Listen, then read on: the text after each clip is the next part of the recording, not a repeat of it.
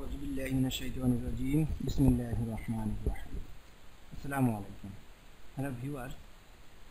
আশা করি আপনারা সকলেই ভালো আছেন আপনাদের সাথে আছি আমি Aliur Miraj Oracle solutions Bangla tutorial এর পক্ষ থেকে আপনাদের সকলকেই স্বাগতম Oracle solutions tutorial number 155 DBA part 2 tutorial number 5 export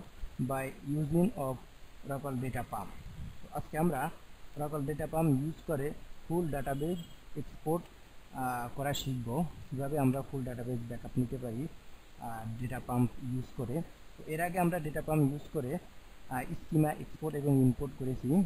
তো আজকে টিউটোরিয়ালে আমরা দেখব যে ফুল ডাটাবেস কিভাবে আমরা করতে পারি সেটি দেখব তো step number 1 make a directory প্রথমত আমাদেরকে একটা মেক ডিরেক্টরি ক্রিয়েট করতে হবে এরপর আমরা এক্সপোর্ট করব চলুন আমরা স্টেপ বাই স্টেপ কাজটি শুরু করি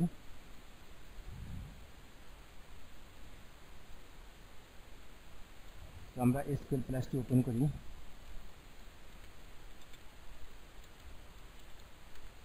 DBA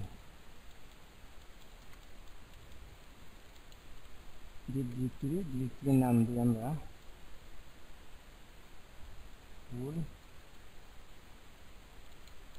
ফুল ডাটাবেস এজ এরপরে এখানে আমরা একটি ফোল্ডার ক্রিয়েট করে সেই ফোল্ডারের পাথ এখানে আমরা দিয়ে দেব তো এর আগে টিউটোরিয়াল করেছি আমরা সেখানে আমাদের একটি ফোল্ডার করা আছে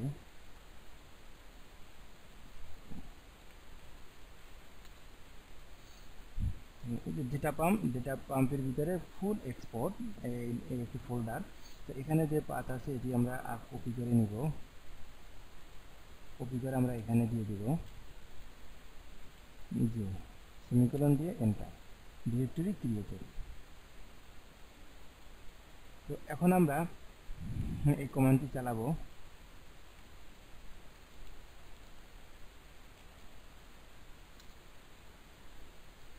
একটি রোল আছে আমাদের এই রোলটি আমরা রান করে দেব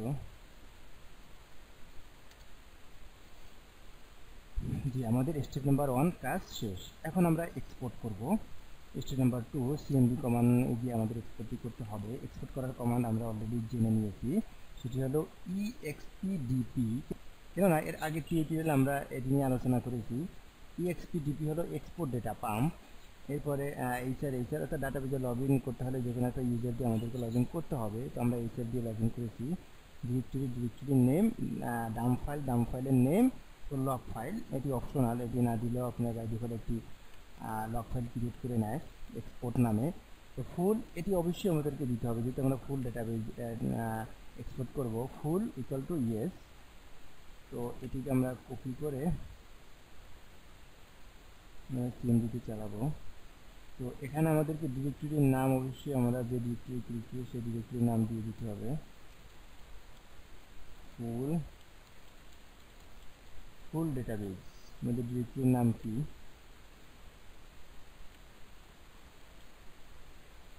ফুল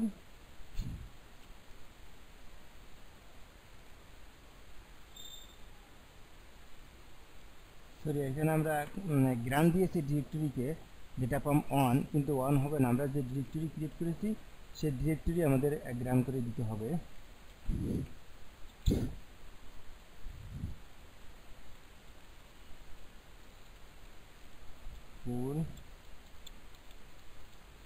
ফুল ডাটাবেস এই দেখুন এই হচ্ছে আমাদের ডিরেক্টরির নাম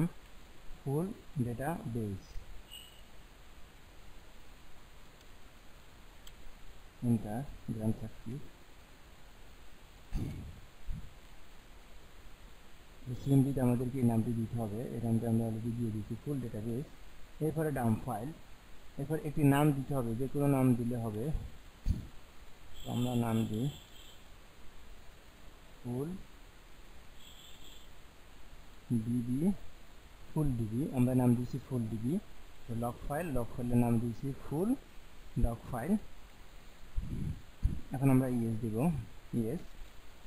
আমাদের ব্যাকআপ হচ্ছে তো যেহেতু আমরা ফুল ডাটাবেস ব্যাকআপ নিচ্ছি সেহেতু আমাদের একটু টাইম নেবে ফুল ডাটাবেস ব্যাকআপ নিতে একটু টাইম নেবে আমরা একটু ওয়েট করি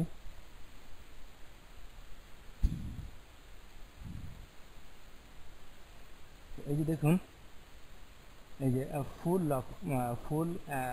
এলজি ফাইল, এটি হচ্ছে লগ ফাইলের নাম, আর ফুল ডিবি এটি হচ্ছে আমাদের ডাম্প ফাইলের নাম। তো মূলত এই ফুল ডিবি এই ফাইলটিতে মূলত আমাদের ব্যাকআপটি হবে।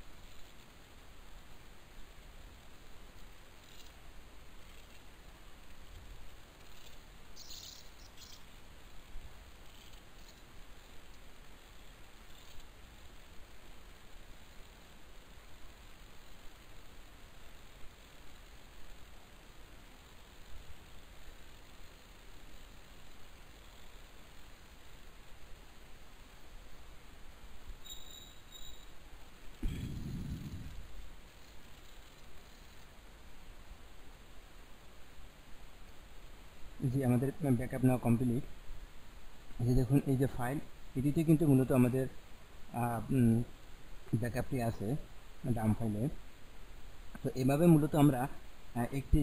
ডেটাবেসকে আমরা এভাবে আমরা ডেটা পাম্পের মাধ্যমে আমরা ইম্পোর্ট এক্সপোর্ট করতে পারি। তো এই ছিল মূলত আজকের টিউটোরিয়ালের মূল আলোচনার বিষয়। আজকে এই পর্যন্তই। আল্লাহ হাফেজ, আসসালামু আলাইকুম।